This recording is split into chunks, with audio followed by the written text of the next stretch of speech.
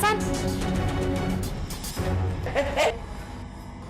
Siva, jangan Siva. Udah nggak usah pakai jilbab. Aku kan jarang-jarang ngeliat kamu nggak pakai jilbab. Cantik ternyata ya, rambut kamu indah banget.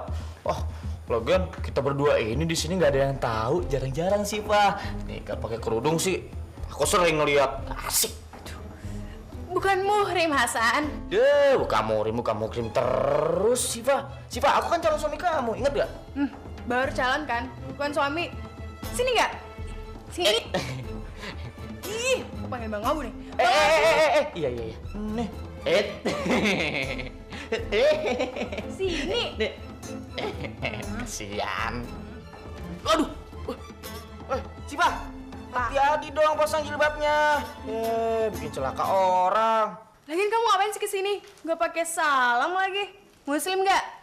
Ya muslim lah, Siva. Tadi aku mau ngucap salam, terus tiba-tiba terkesima sama keindahan rambut kamu. Aku nggak nyangka, Siva. Hasan, keluar sekarang. Hah? Loh, kok akunya diusir? Aku nggak mau punya calon suami yang nggak punya adab, San. Apa urusannya sama adab, Siva? Dengan adanya adab, nanti kita bisa menjaga kehormatan diri dan istrinya, San. Itu sih aku tahu, Siva. Lagian aku kesini kan mau minta kamu temenin aku. Temenin apaan? Cari pahala. Cari pahala aku minta ditemenin. Pahala apa yang kamu cari? Aku pengen potong rambut nih. Maksudnya ngerapin dikit sih biar tambah ganteng. Terus kamunya tambah naksir sama aku. Nah, potong rambut hari Jumat itu sunah, Siva. Sunah itu dapat pahala. Nah, aku pengen berbagi pahala sama kamu. Mau nggak temenin aku? Gue aja yang nganterin. Bang Abu. Kalau cuma nanya tukang cukur rambut, gue juga tahu. Kan lebih sering gue cukur rambut daripada si Siva. Hah? Atau lo maunya gue yang nyukurin rambut? Hah? Udah gue aja deh yang cukurin rambut lo deh. Gue juga bisa. Hah? Gimana? Bang Abu. Daripada minta temenin Bang Abu, mendingan saya sendiri aja. Yang ada bukan potong rambut, malah dikasih tausiah lagi. Assalamualaikum. Waalaikumsalam warahmatullahi wabarakatuh. Lawyer deh lo. Ih, gimana sih? Bang Abu. Mariam! Mariam! Iya, Bang. Ya Allah, Bang. Ini kan bulan puasa.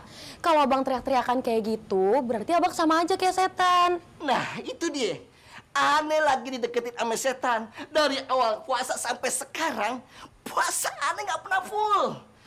Mas aneh puasa setengah hari, setiap johor aneh buka, setiap beduk aneh buka. Malu aneh. Astagfirullahaladzim. Terus, Abang sambung lagi puasanya? Mariam, ente kira aneh anak kecil? Ya itu Abang tahu. Terus kenapa Abang masih batal aja puasanya? Nah, ini nih, yang jadi pertanyaan aneh. Kenapa di bulan puasa, puasa aneh selalu batal? Hah? Ente kan tahu sendiri, kalau di bulan puasa itu setan lalu dikurung, diborgol, diikat. Kalau aneh batal puasa, berarti aneh lagi digoda setan dong. Iya. Kok Abang jadi nyalain setan sih? Abang puasa, buka, terus kenyang. Kenyang. Yang enak siapa?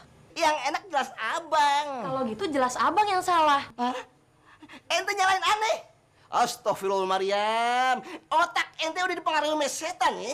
Ente pakai nasihatin aneh. Hah? Nih, pola pikir ente mesti dirubah.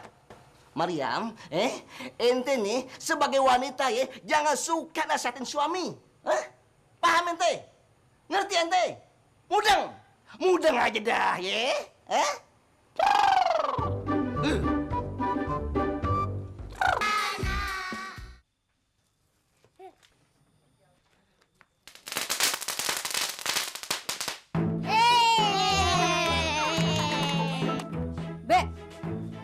Lu main petasan ya? Iya, Mak.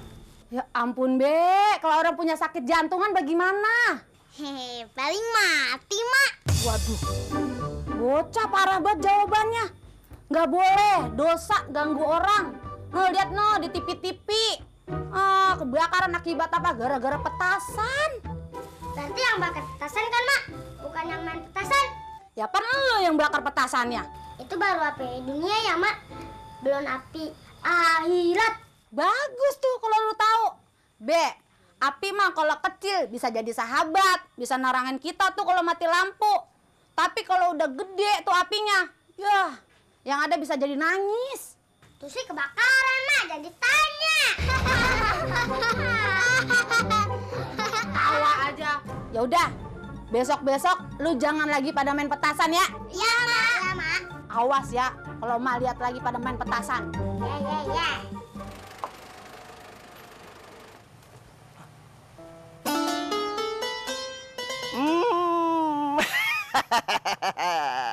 Baru jadi ustadz aja ente ini sombong. Sombong ente selangit. Usman, aneh kasih tahu sama ente ya. Orang sombong itu tempatnya di neraka. Kalau orang yang tidak puasa, tempatnya di mana? Neraka juga. Abang sendiri hari ini puasa. Kagak. Apa itu tidak berarti abang tidak takut neraka? Aneh nggak bakal masuk neraka, Usman. Malaikat penunggu neraka itu pada segan sama aneh. Karena aneh ahli sorga. Aneh ahli ibadah.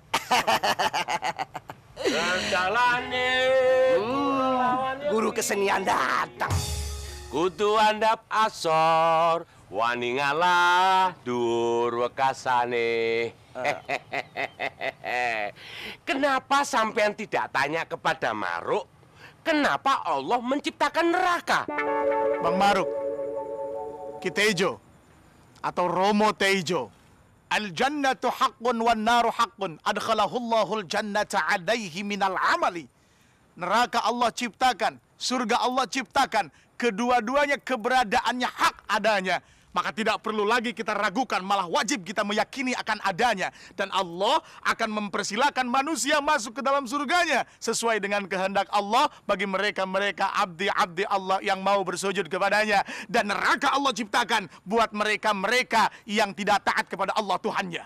Bang Maruk, Kitejo, baginda Rasulullah sallallahu alaihi wasallam bersabda, kullu ummati ay kullun min ummati dakhalal jannah illa man aba.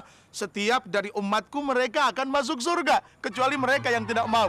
Tentulah para sahabat yang mendengar itu sangat penasaran dan bertanya kepada baginda Nabi, siapakah mereka yang tidak mau masuk surga? Karena seandainya ditanya setiap satu orang pasti semua mau masuk surga. Rasulullah sallallahu alaihi wasallam menjawab, "Man ata'ani dakhalal jannah wa man asani faqad aba." Siapa yang taat kepadaku, maka dia akan masuk surga. Dan siapa yang tidak taat kepadaku, siapa yang mendurhakai akan aturan-aturanku, itu artinya dia menolak untuk masuk surga. Dan apabila orang tidak masuk surga, hanya satu, neraka. Dan Allah subhanahu wa ta'ala menciptakan segala sesuatu dengan fungsinya masing-masing. Sehingga apabila kemudian dengan peringatan itu kita tidak terperingatkan, maka itu adalah akhir zaman.